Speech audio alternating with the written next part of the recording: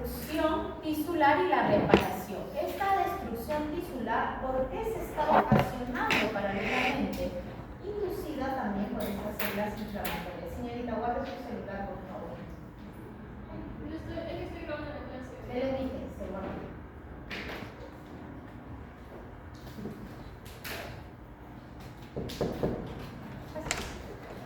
Bien, y esta destrucción va a traer consigo ¿qué cosa? La reparación. Y en la reparación, ¿qué empieza a haber?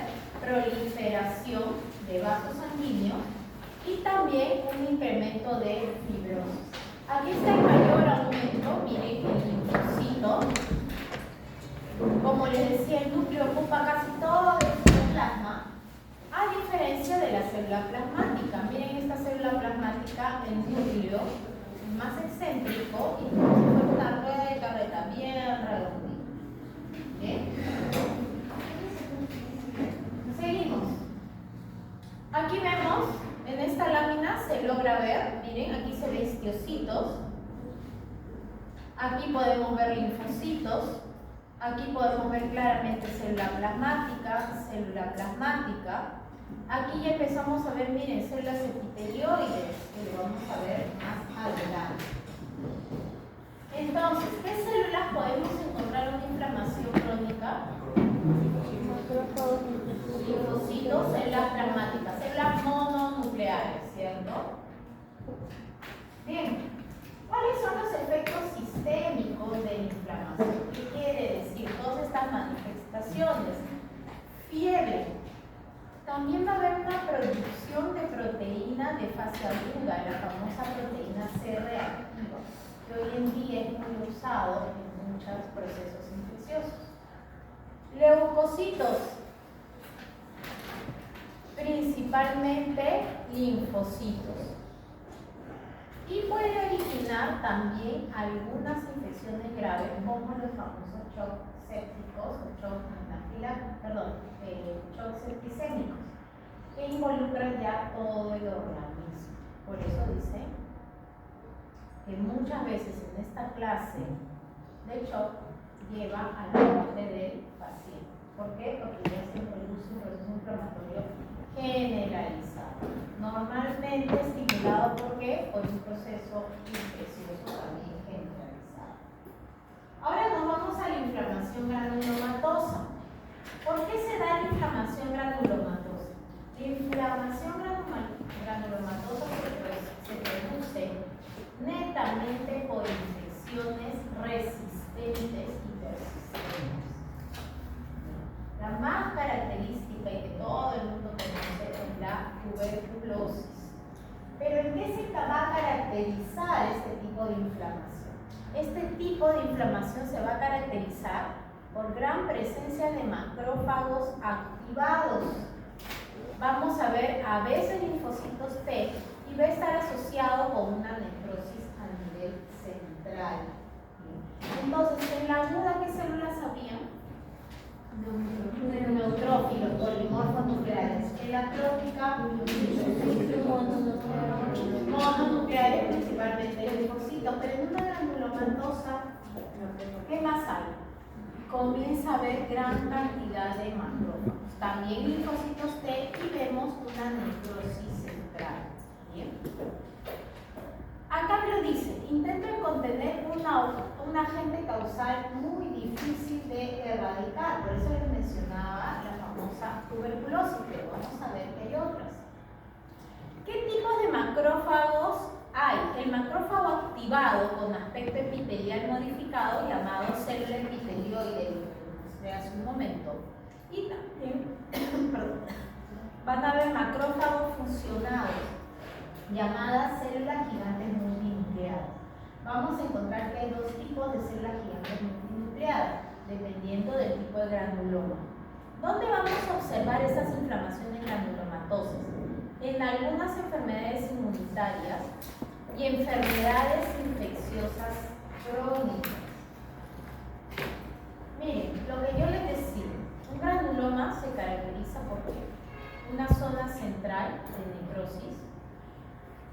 Vamos a ver esta área donde encontramos estos macrófagos. Algunos macrófagos que van a ser células gigantes multinucleadas y otros activados que son las células epitelioides. Vamos a tener otro anillo de linfocitos y finalmente vamos a tener el último anillo de tejido fibroso. Bien, así se forma esta célula gigante multinucleada por una acumulación de varios macrófagos.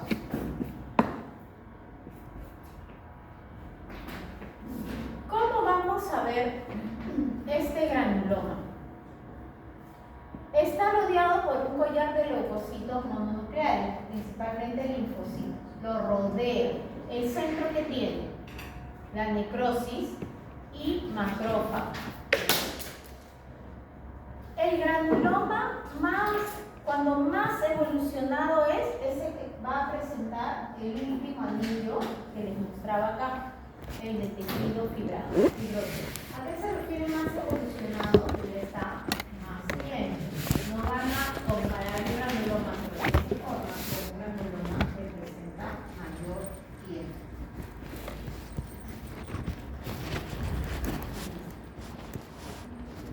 Mire acá, aquí vemos microscópicamente la célula gigante multinucleada. Esta es la tipo Langham.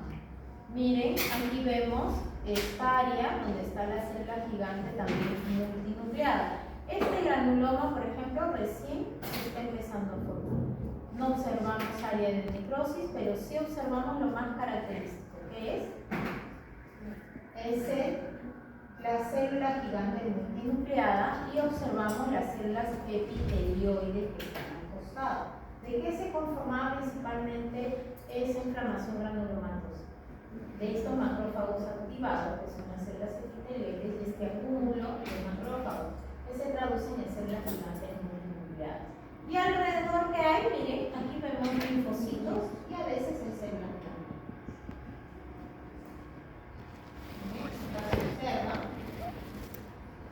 Y está. El granuloma. Aquí tenemos las células epitelioides. Aquí otra vez está la célula gigante multinucleada. Y miren esta célula epitelioide. Tiene un citoplasma muy pálido, con límites muy precisos pero alargados. Parece una célula epitelial.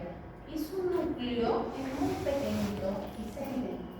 No se tiñe con tanta nitidez. Parece una célula epitelial, por eso es llamada célula epitelioide, pero realmente es un macrófago activado. ¿Sí? Justamente dice acá, el núcleo con cromatina menor que la de necrosis, por eso es que no se nota tanto. Y su forma es ovalada y alargada. ¿Sí? Seguimos. Ahora nos vamos a las células gigantes multinucleadas. Las células gigantes multinucleadas normalmente miden de 40 a 50 micrómetros de diámetro. Tienen una gran cantidad de núcleos, pueden pasar de 20 núcleos. Algunos van a estar en la periferia y otros en la zona central. Los que tienen núcleo en la periferia se llaman células gigantes multinucleadas tipo Langham. Y las que tienen el núcleo central son denominados macrófagos cuerpo extraño. Solo se va a presentar en granulomas en cuerpo extraño, a diferencia del de arriba. Tipos de granuloma. El primero que les dije, a cuerpo extraño. ¿Por qué se llama así? Porque justamente su finalidad es eliminar cualquier agente extraño que se pueda presentar en nuestro organismo. Pueden ser hilos de algodón, un hilo de sutura, etc. Que el organismo no lo identifica y ¿qué hace?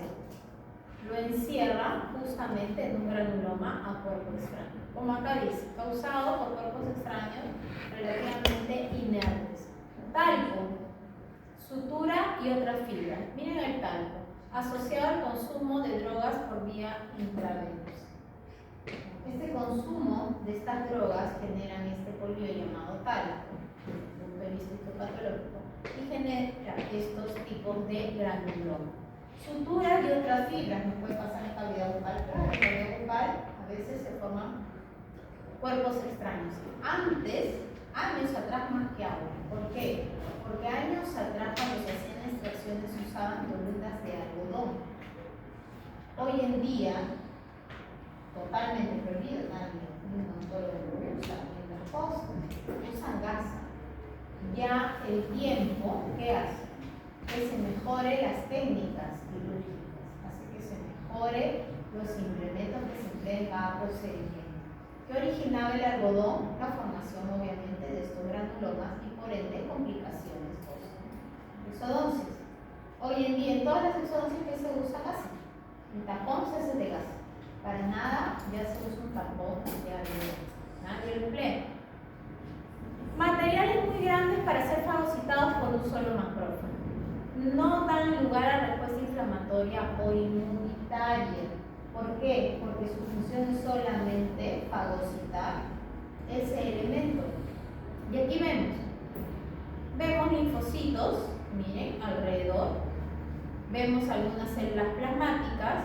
Y miren qué observamos acá. Esta célula gigante multinucleada a cuerpo. ¿Cómo nos damos cuenta? Miren la cantidad de núcleos que presenta. Y miren qué hay acá. El cuerpo extraño. Aquí se nota clarito el cuerpo extraño. Aquí también vemos cuerpo extraño. Miren cómo microscópicamente eso se puede identificar. Bien. Ahora pasamos. Aquí vemos más. Histopatológicamente vemos algunas células epitelioides, como vemos acá. Acá se observan más células gigantes multinucleadas a cuerpo extraño. Como les decía, el cuerpo extraño o el material extraño, ¿dónde está? Aquí metido. Aquí ya lo está fagocitando. Vemos acá. Ahora nos vamos a los granulomas de tipo inmunitarios. Esto ya va a ser causada por diferentes agentes capaces de producir respuesta inmunitaria persistente. Entonces, ¿esto a qué se debe? A diferentes tipos de infecciones, ya sea bacteriana, viral o parásitos que persisten. Y va a formar granulomas y va a estar mediada por linfocitos T. Aquí la formación de granulomatosas van a ser mucho más claras. Se caracteriza ¿por qué? Porque aquí sí hay obligatoriamente células epitelioides y células gigantes multinucleadas. ¿Pero cuáles? Tipo Langham. Miren, los núcleos están en la periferia. Miren acá esta zona central es muy chiquitita, pero acá ya hay zona de necrosis. Y miren más alejado que vemos acá. Linfocitos, porque acá ya se cumple estrictamente esos anillos. ¿Dónde se puede presentar? Hay infinidad de infecciones. Antes se creía que estas inflamaciones granulomatosas era exclusiva de la tuberculosis. Hoy en día ya se encontró que no. Se produce en lepra, en muchas enfermedades de transmisión sexual como sífilis, también en algunas parasitarias, en algunas de tipo hongos como la paracorcidomicosis, y que muchas van a producir granulomas en cavidad oral. Claro, miren acá una. Esta úlcera hasta nos podría dar sospecha de que de cáncer incluso. Ustedes lo retiran, lo van a patología y que es un granuloma tuberculoso. Porque va a patología, se observa obviamente la célula de Langham, todo, se hacen las pruebas respectivas y se encuentra el vacío. Tiene tuberculosis. La tuberculosis no solamente hay, ¿no? Hay en cerebro, hígado, riñón, según donde se localiza el vacío. Y también origina manifestaciones en cavidad oral. Miren, sarcoidosis. También hay formaciones de granulomatosas. Y acá hay una lista de enfermedades para cultura general, no quiere decir que se las voy a tomar, pero las tengo porque yo sé que ustedes, los que me realicen el libro de Robbins van a ser contaditos. El resto no me lo va a realizar, y al menos acá hay una imagen para que la realicen en su diapositiva. Miren la cantidad de enfermedades granulomatosas. Y todas estas pueden originar estos granulomas en la oral o en lengua. Pero puede confundir con una neoplasia, sí, pareciera. pero se trata de un granuloma de diferente tipo.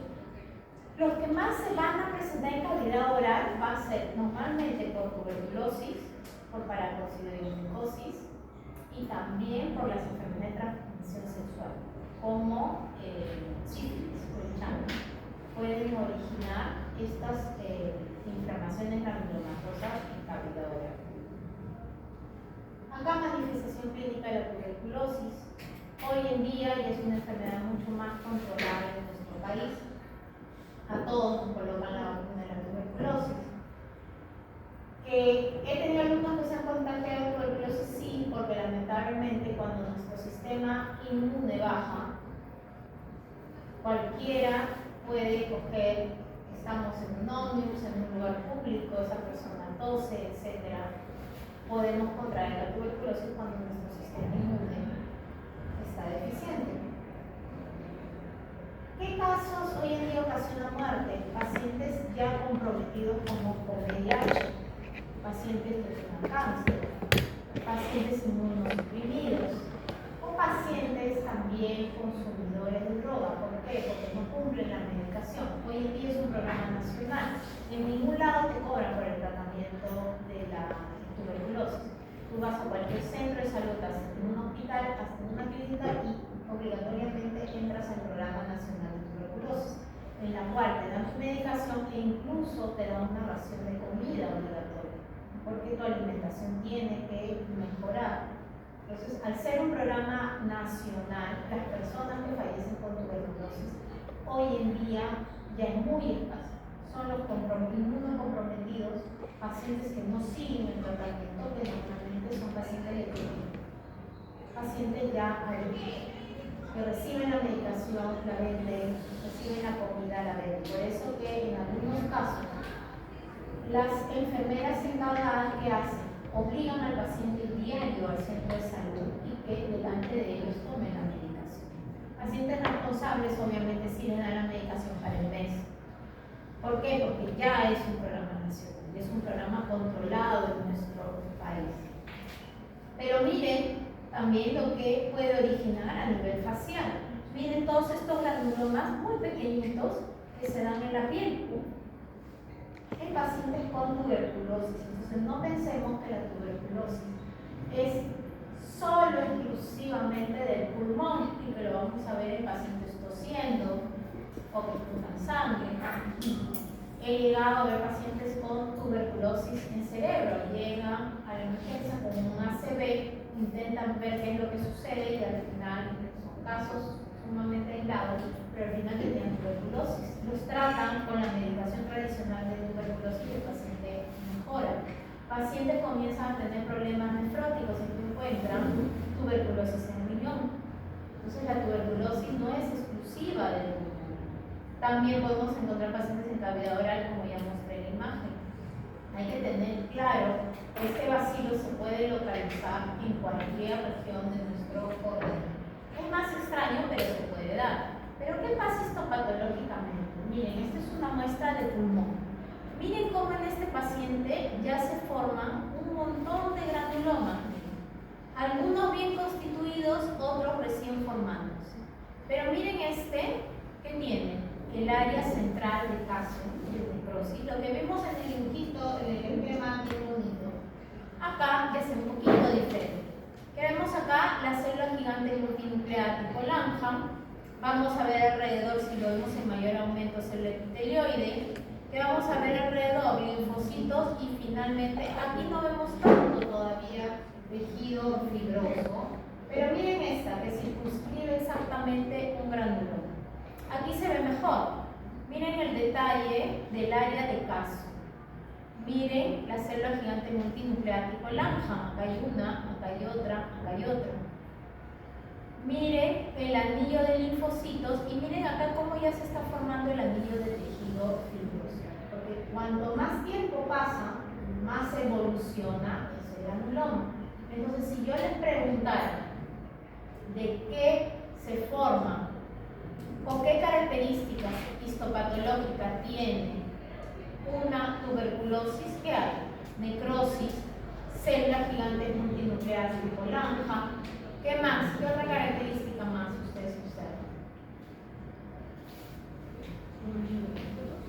células epitelioides, todas esas características histopatológicas se pueden presentar. Miren acá, ¿por qué mayor aumento? Miren la célula gigante multinuclear tipo Langham, un citoplasma muy amplio. Miren la cantidad de núcleos que van a presentar. Miren acá las células epitelioides, lo que les mencionaba. Media irregular, núcleos alargados, que se tiñen poco, parece más una célula epitelial más que un macrófago activado. Bien. Pero miren, acá vemos otras lesiones granulomatosas. Acá hay una, acá hay otra, aquí vemos la célula gigante multinucleada.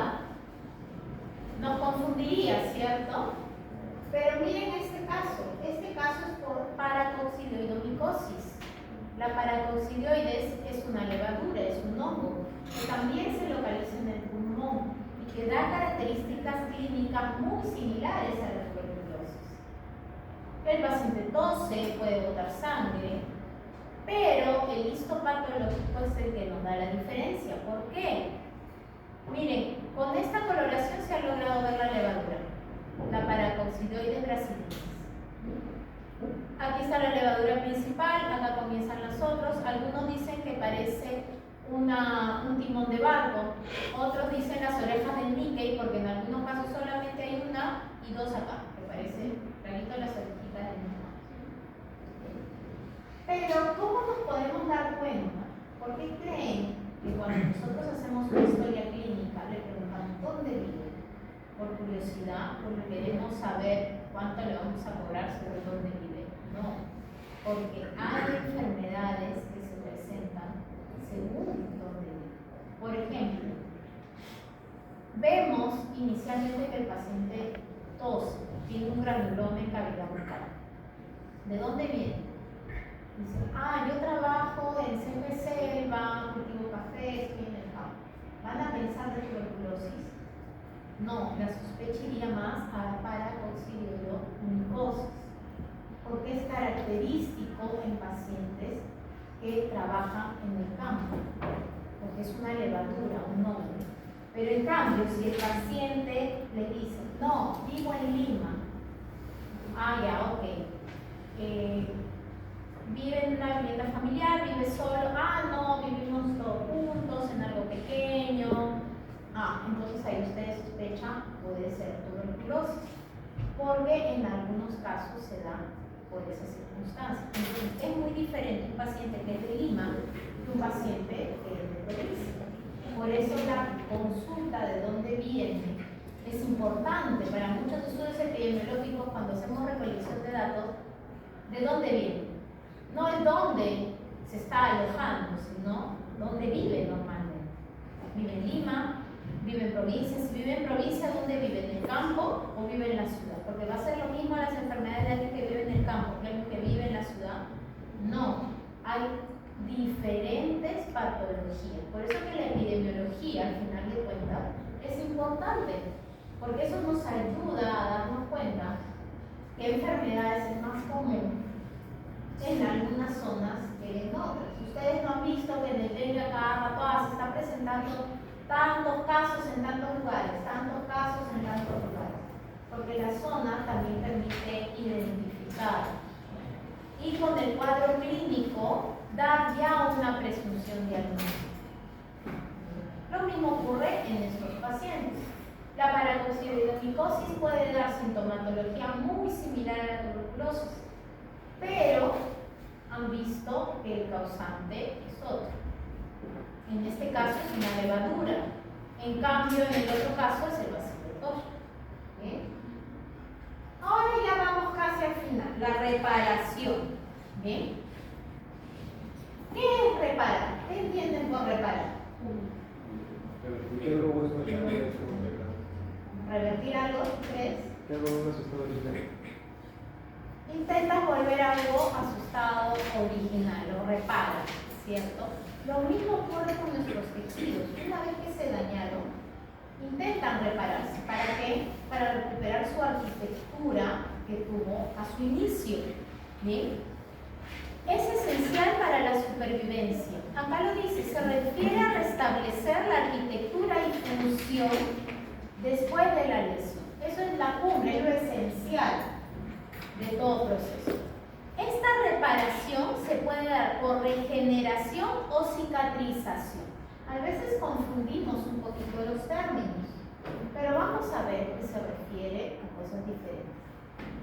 Regeneración se va a dar solo cuando la lesión es superficial. En cambio, cicatrización es cuando la lesión es mucho más profunda y compromete más tejido. La reparación, para que un tejido se repare, es necesario el tejido de granulación. Ojo, el tejido de granulación no es lo mismo que una inflamación granulomatosa. ¿Bien? El tejido de granulación es un tejido que se forma y es indispensable para que se repare. Este tejido de granulación, ¿qué componentes tiene? Vasos sanguíneos y tejido fibroso. En algunos casos hay más que uno que otro. Por eso que en algunos casos se va a llamar tejido de granulación vascular. ¿Por qué? Porque empieza a haber la formación de vasos sanguíneos. En otros casos es fibrovascular. ¿Por qué? Porque va a haber vasos y también fibroblastos, tejido fibroso. De ahí viene una instancia que es un tejido de granulación fibroso, porque entra en la última etapa. Ya hay un montón de tejido fibroso, casi no hay vasos. Y en algunos casos hay una cicatrización de colágeno cuando hay fibras en el hueso. Recuerden que cuando hablábamos de inflamación crónica decíamos, perfecto, hay una respuesta celular, pero también se ocurre daño de tejido y hay una reparación. ¿Y quiénes participaban? Vasos sanguíneos y tejido fibroso. Cuando ya estamos netamente en la reparación, ambos componentes son esenciales y son parte de ese tejido de granulación. Ojo, no es lo mismo que inflamación granulomatosa. Bien, pero cuando hablábamos de reparación, dijimos que habían dos, regeneración y cicatrización. Para que haya regeneración, tiene que haber proliferación de células. Y esa proliferación de células es promovida por factores de crecimiento. Estos factores de crecimiento dependen de la matriz extracelular. Para que se dé esto, esta proliferación celular, nosotros dependemos de este ciclo celular. En este ciclo celular hay tres tipos de células. Células lábiles, células estables y células permanentes. Las células lábiles son las que cumplen y hacen el ciclo continuamente. ¿Quiénes son? Las epiteliales. Por eso que cuando nosotros, por ejemplo, estamos haciendo un tratamiento y sin querer rasgamos la encía, el paciente viene al siguiente día y no tiene nada. Otro ejemplo, ustedes se muerden un poco, no se les hace una pequeña herida, una lesión, y no se sana como si no hubiera pasado. ¿Por qué? Porque el epitelio tiene esa capacidad de regenerarse. Entonces ahí ocurre una reparación por regeneración. Pero hay otras células llamadas las células estables, que están quiescentes. ¿Qué quiere decir? Estas células están quietecitas, pero cuando tienen que actuar, ahí empiezan a trabajar. ¿Cuál es la más característica del hepatocito, el hígado? Por eso cuando se hace el trasplante, ¿qué hace? Le quitan una porción de hígado al donador, o al donante, perdón, y se lo ponen aquí. ¿Cómo? Se lo quitan al donador y aquí se lo ponen. El paciente. ¿Y qué pasa? ¿Le ponen el hígado completo? No. No, ponen una pequeña porción. ¿Por qué creen? Se empieza a regenerar. Ahí dice, me tengo que regenerar. Y se regenera tanto para el paciente que donó como el paciente que lo recibió. Pero llega un punto que dice, ya recuperé mi tamaño, aquí te digo. Esas células son llamadas estables, solo actúan cuando son necesarias. Pero hay unas células que son las permanentes. Esas células no se replican nunca. ¿Quiénes son? La del músculo cardíaco y las famosas neuronas.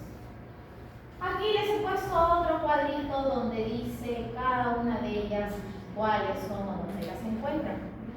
Pero hay que tener en cuenta que para que se produzca una reparación o regeneración, ¿de qué necesitamos? Que las células sean lábiles o también estables. ¿En una célula permanente va a poderse dar? No, porque no tiene esa capacidad de regeneración. Dijimos que para esto es importante la matriz extracelular. Bien. ¿Quiénes son? El colágeno. Miren qué importante es el colágeno en nuestro organismo. La membrana basal de esas células. Fibras elásticas, los proteoglucanos y sobre todo el ácido hialurónico. ¿Bien? Aquí los tenemos. Listo. Ahora, ¿qué pasa en una reparación por cicatrización? En una reparación por cicatrización es cuando la lesión es mucho más profunda. Entonces la regeneración ya no es suficiente, necesita cicatrizar. Es decir, no se puede realizar, como le dije, solo por regeneración. Se repone ese tejido conjuntivo dañado. Hay sustitución de tejido conjuntivo por cicatriz. ¿Qué forma esa cicatriz? Ese tejido fibroso que se tiene que formar. ¿Cuáles son los pasos? Primero, hay la lesión. Comienza ese proceso inflamatorio. Hay proliferación de vasos sanguíneos. ¿Para qué? Para que se forme ese tejido de granulación. Y finalmente, ¿qué empieza a haber? Más tejido fibroso que vasos sanguíneos hasta que finalmente se produce esta cosa. Aquí tenemos los pasos en esquema. Miren la lesión. ¿Qué comienza a ver? ¿Qué hay acá? El tejido de granulación, vasos sanguíneos y tejido fibroso. ¿Qué empieza a hacer? Todo eso se va retrayendo. Acá continuamos. ¿Qué empieza a ver en el conjuntivo? Hay más tejido fibroso, ¿cierto? Y miren acá que empieza la regeneración. Finalmente, aquí quedó esta cicatriz de tejido fibroso y aquí ¿qué hay? La regeneración. Se llega a restituir totalmente en muchos casos, ¿no? Y ahora vemos la costra. Costra versus fibrina. ¿En la boca se forman costras? ¿En la cavidad bucal? No. Las costras se van a formar en la piel. En la mucosa oral nunca va a haber costra. Miren, acá hay una lesión y que empieza a formarse fibrina, tejido fibroso. Luego se reconstituye todo el tejido. Entonces hay que tener en cuenta, costra va a haber en todo nuestro organismo. En las mucosas hay fibrina. Y nuestra mucosa oral está compuesta por fibrina. Ahora tenemos curación por primera intención y curación por segunda intención. La curación por primera intención es cuando solamente afecta a la capa epitelial. Normalmente se van a dar heridas con bordes unidos. Cura pronto y no hay cicatriz. Segunda intención, ya hay pérdida de células epiteliales y de conjuntivo. Heridas con bordes separados. La curación es lenta y la cicatriz es más grande. Pregunta, si uno hace una extracción, ¿la curación va a ser por primera o segunda intención? Por segunda intención. Pero ustedes cuando se saca el diente, pasa un tiempo, ustedes no ven que la esa mucosa quedó igualita.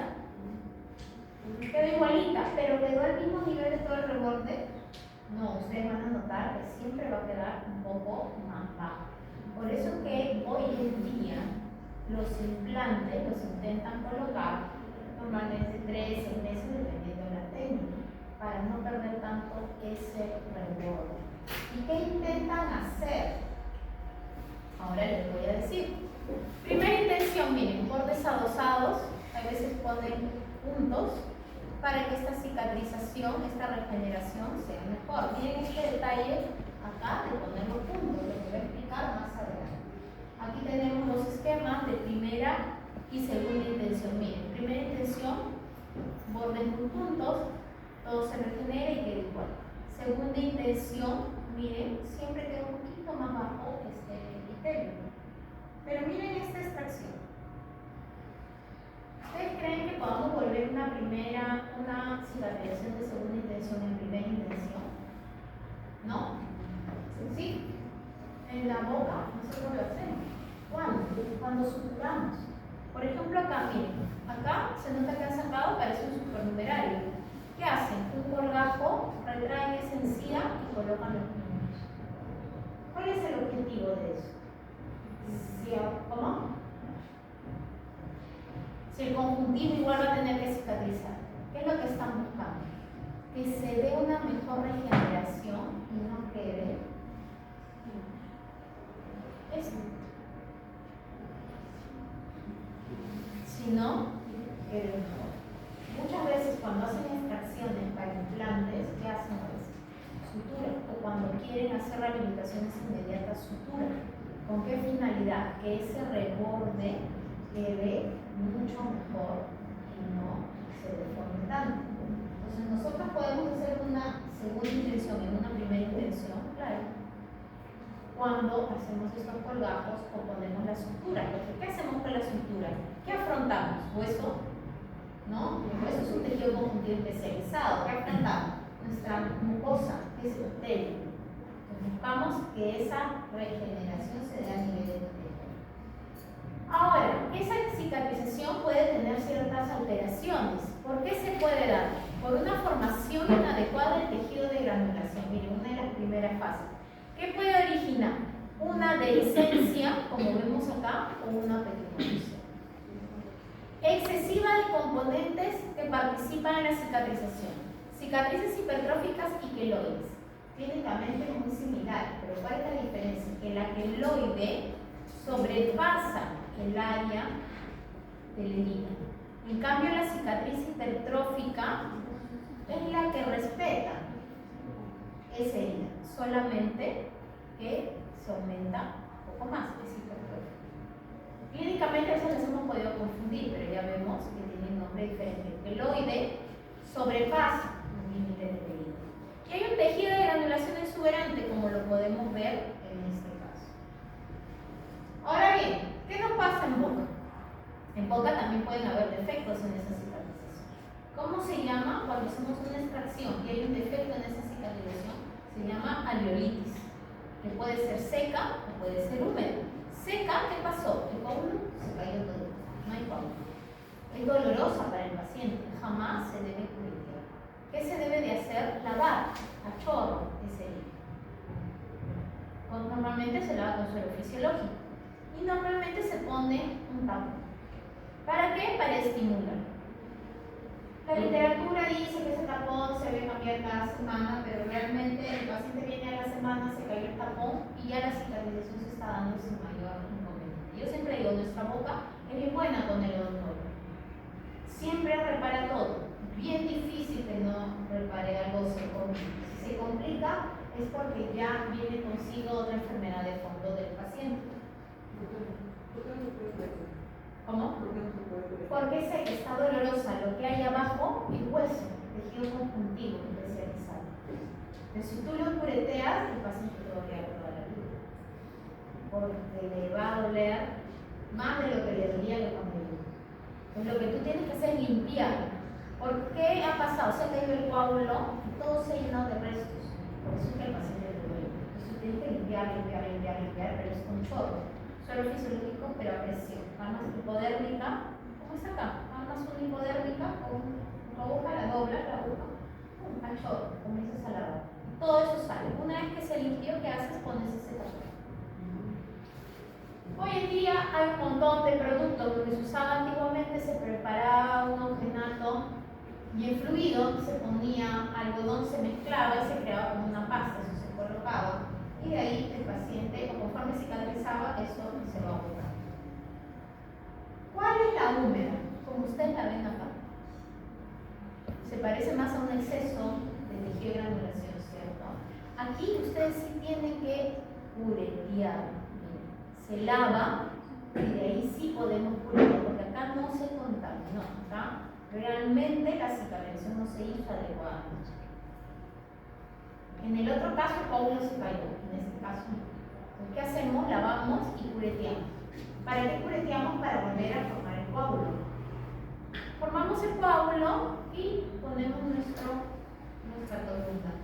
Otros profesionales se aseguran de hacer lo mejor sutura, ya en el vídeo. Pero ven que el procedimiento es diferente a una seca, a una. Bien, hemos visto hoy día, más tarde responden su foro, todo lo que es inflamación. Les dije, es un poquito largo, es uno de los temas más largos. Le doy 10 minutos más para empezar el